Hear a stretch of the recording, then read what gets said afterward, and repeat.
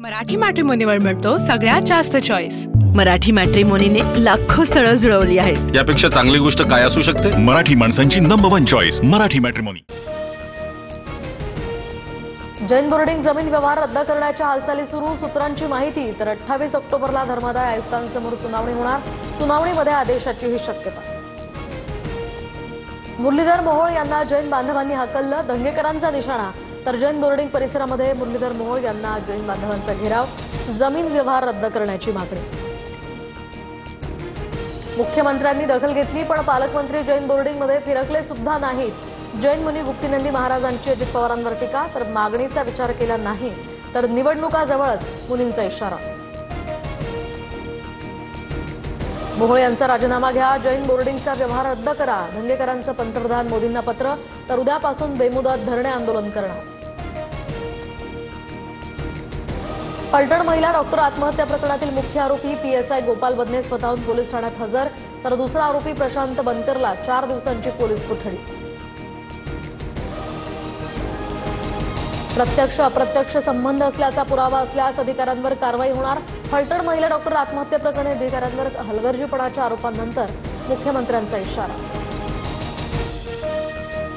तर या महिलेची आत्महत्या नसून संस्थात्मक हत्या, राहुल गांधींचा ट्विट करत गंभीर आरोप। सत्तेमधील लोक आरोपींना वाचवण्यासाठी मदत करत असल्याचाही दावा।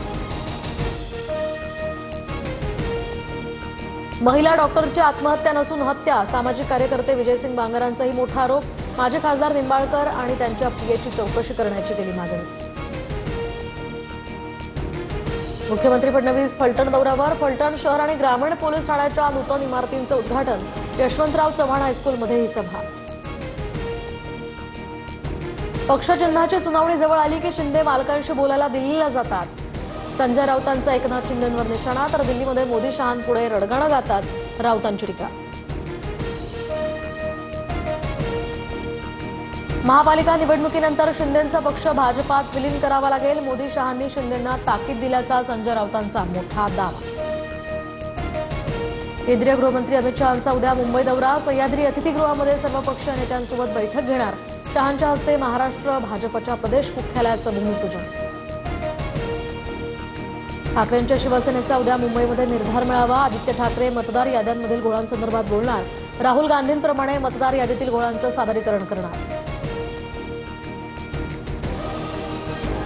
जळगाव ते मुंबई विमानसेवा आजपासून दररोज सुरू होणार, प्रवाशांचा वाढता प्रतिसाद लक्षात घेता हा निर्णय।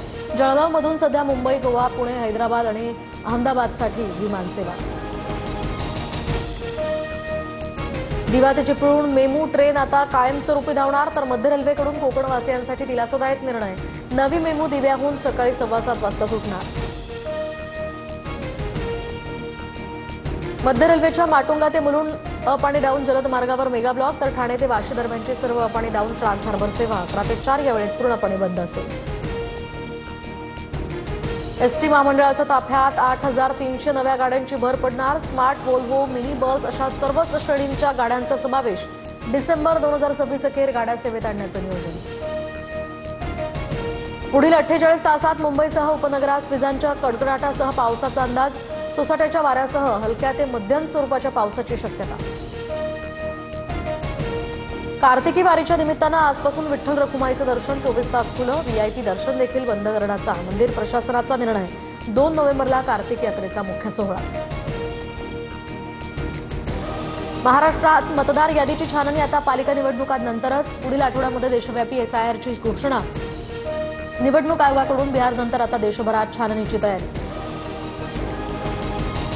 सरकारच्या दबावाखाली एलआयसी कडून आता अदानी समूहात 33,000 कोटींच्या गुंतवणुकीचा प्रस्ताव। वॉशिंग्टन पोस्टमध्ये मोठा दावा, तर एलआयसीनं हा दावा फेटाळला।